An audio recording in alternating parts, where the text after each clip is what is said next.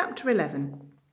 Grimstone and Jelly were so busy playing about with mummy cases and bandages that they didn't notice the storeroom door quietly inch open. Ben and Carrie peeped around the edge, with Rust Bucket pushing her small head between them. The two children crawled silently into the room and hid behind a pile of packing cases. One by one, the cats followed and spread themselves around. Ben's heart was thundering away like a talking drum, beating out an urgent message. He could almost hear it saying, "Help, what are we going to do? Help, what are we going to do?" over and over again. Carrie must have heard it too. "What are we going to do?" she echoed. "He's got a gun." "Yeah, tell me about it," hissed Ben. "We can't just sit here and do nothing." He glanced at the packing cases. Some were lying on their sides. They were stuffed with paper and straw, and inside were several masks of the ancient Egyptian gods. Ben grinned and quietly pulled out a very impressive head of Seebeck, the crocodile god. He passed it to Carrie and she put it on. "Big improvement," he muttered. "It suits you." Next, he pulled out the falcon-headed god Horus. "This one will do me nicely," he whispered, and promptly crawled off to the far end of the storeroom. His heart was pounding even harder, and all it seemed to shout now was, "Help, help, help." Ben struggled to overcome his fear. This was their only chance. He cleared his throat and stood up. "I am the god of Horus," cried Ben, feeling his knees trembling. "Throw down your weapons. It is useless to resist." "Horus!" Cenopod was overjoyed. "You have come to my aid." Grimstone and Jelly stared, stupefied at the god. "What is it?" asked Jelly hoarsely. "Don't panic," warned Grimstone, his eyes flitting back to the parchment in Cenopod's wrinkled hand. "Give me the map," he commanded. But a cry from behind them made them whirl round. "I am Seebeck, the crocodile god," yelled Carrie, hoping she sounded as fierce as she looked. "Release your prisoners, or I will chew you up and spit out your bones like, grape pips." She grinned to herself. She liked that bit about the grape pips.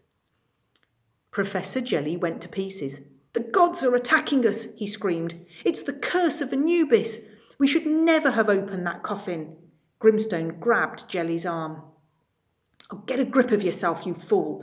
Find me some ammunition for this gun, quick." He poured gunpowder down the huge barrel, while Jelly frantically searched for something suitable. But all he could find in his pockets were handfuls of chocolates. He threw them down the barrel. "Stand back," yelled Grimstone, wildly aiming the gun at Seebeck. There was an enormous bang. Smoke puffed grandly from the blunderbuss, and the crocodile hastily ducked as a swarm of gaily wrapped chocolates buzzed angrily overhead.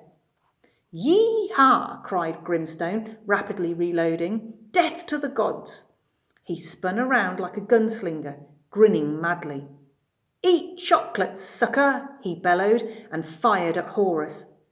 38 chocolates peppered the wall behind Ben's head. The soft, scented ones made a very satisfying splat noise and stuck there. For a short while it seemed that Grimstone was back in charge, but he'd forgotten about Cenopod, Rust Bucket, and the 40 cats. The pharaoh threw open the mummy cases, and by the time Grimstone and Jelly saw what he was up to, it was too late. Out of the coffins stepped Mr. and Mrs. Lightspeed, half bandaged but able to stagger about. They came stumbling towards the two would-be robbers. From either end of the storeroom came Seebeck and Horus. Cenopod was rather startled to see that Horus was a lot shorter than he expected, and he was wearing Ben's jeans and trainers.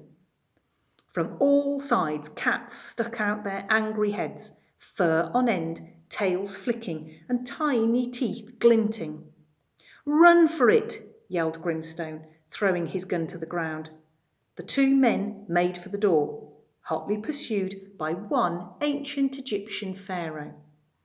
2 not so ancient Egyptian gods, 2 mummies, or 1 mummy and 1 daddy, and 41 cats. The thieves didn't get far. Rustbucket quickly put herself in their path, and they both tripped and fell in a sprawling, whining heap. Cenopod, who had armed himself with the blunderbuss, strode over and glared down at them. He was quickly joined by all the Lightspeeds, and they spoke as one. "Worms," they chorused.